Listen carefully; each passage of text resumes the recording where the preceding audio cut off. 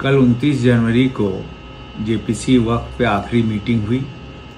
11 members ने decent note दिया और आज स्पीकर साहब को ये पूरा रिपोर्ट जमा हो गया होगा। अब कुछ दिन के बाद जब भी सरकार चाहेगी उसको पार्लियामेंट में लाएगी और पास कराने की कोशिश करेगी। लेकिन बड़ी अफसोस की बात यह है कि जो चुने हुए सरकार है वो अपने आप को बादशाह समझने लगी है और बादशाहियत में इतना गुरूर हो गया है कि हिंदुस्तान के एक बड़े तबके के जो ज़मीनें हैं, जो जहाँ पे कब्रिस्तानें हैं, दरगाह हैं, मस्जिदें हैं और जो ज़मीन बेसिकली आवाम के लिए है, गरीबों के लिए है, मिस्कीनों के लिए है, ये सरकार चाहती है कि उस पर अपना कब्ज़ा हो। जो इलीगल इंक्रोचमेंट्स है उसको एनकरेज किया गया इस बिल के द्वारा, जिसका खुलेआम हम लोगों ने, ऑपोजिशन पार्टी ने बार बार इसका खिलाफ किया। जब भी कोई बिल बनता है स्टेक होल्डर्स को बुलाया जाता है और स्टेक होल्डर्स के नाम पे स्टेक होल्डर्स को भी बुलाया गया और नॉन स्टेक होल्डर्स को भी बुलाया गया, जिसका कोई ताल्लुक नहीं है। ना तो ज़मीन देने में ताल्लुक है, ना ज़मीन से उनको कोई फ़ायदा या नुकसान है। ऐसे ऐसे लोगों को बुलाया गया है ताकि वो वफ़ के बारे में गलत फहमियाँ हिंदुस्तान के लोगों के दिलों में डालें।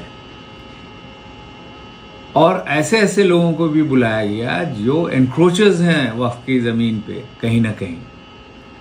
तो ये सरासर अनकॉन्स्टिट्यूशनल वे में ये जेपीसी चलाई गई, जिसका बार बार हम लोगों ने, जितने भी विपक्ष के लोग हैं, पूरी आवाज़ें बुलंद में हम लोगों ने इसका खिलाफ किया, लिख के भी दिया। आज जब ये सबमिट रिपोर्ट हो गया होगा तो ये ऐसा माहौल क्रिएट करना चाहते हैं इसके ज़रिए कि कहीं और कभी भी तनाव पैदा कर दें। अभी हमने देखा संभल में क्या हुआ, किसी को कोई मतलब नहीं था, बहुत पुरानी मस्जिद थी, अब उसके फाउंडेशन को खोदने की कोशिश हो रही है। तो इसी तरह ये समाज के अलग अलग हिस्सों में करके अपना पॉलिटिकल गेन करना चाहते हैं। इलेक्शन में कैसे फ़ायदा हो, बंटवारा करके, इनकी मंशा बस इतनी है। और मुझे इस बात पे भी बड़ी अफसोस हुई कि कुछ पार्टी जो आवाम में ये कह रही कि भाई हम आपके साथ हैं, आपके सुख दुख के साथी हैं, आपके विकास में हम मदद करेंगे, करते हैं, तो उन लोगों ने बीजेपी के साथ मिलके अपना सपोर्ट दिया। उसमें से हमारे ही बिहार के आदरणीय नीतीश जी, जेडीयू पार्टी के सदस्य, आदरणीय चिराग जी, उनके पार्टी के सदस्य, आदरणीय चंद्रबाबू नायडू जी, उनके पार्टी के सदस्य, इन सब ने मुसलमानों के प्रॉपर्टी को हड़प करने के लिए उन लोगों ने एनडीए का, बीजेपी का समर्थन किया। तो ये मेरा फ़र्ज़ है कि आवाम को ये जानकारी मिले।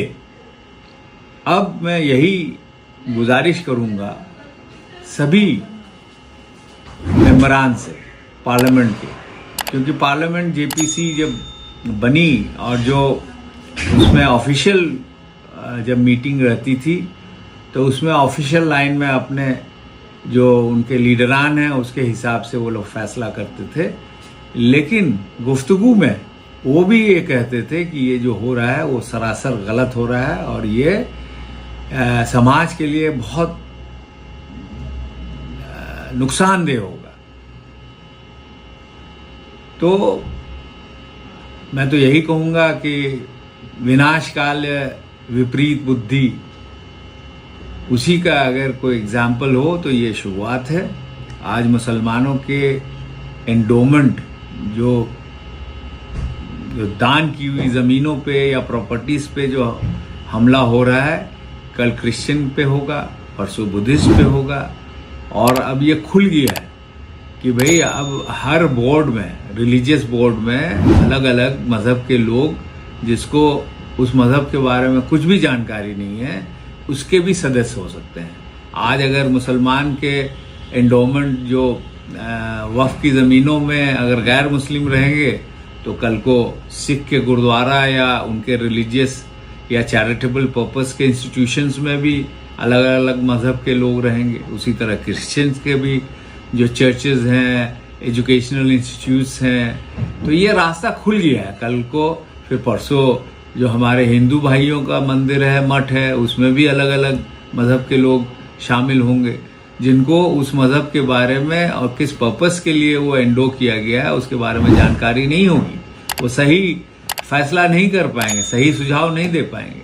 तो ये जो है, ये बहुत गंभीर ये फैसला हुआ है, जिसका हम लोग खंडन करते हैं। जितने भी ऑपोजिशन के हमारे साथी लोग हैं, उन्होंने लिख के अपना डिसेंट नोट दिया कल 4 बजे से कबल। ये बहुत ही डार्क डे है हमारे हिंदुस्तान के लोगों के लिए। बहुत बहुत शुक्रिया हमारी बातें सुनने के लिए। जय हिंद।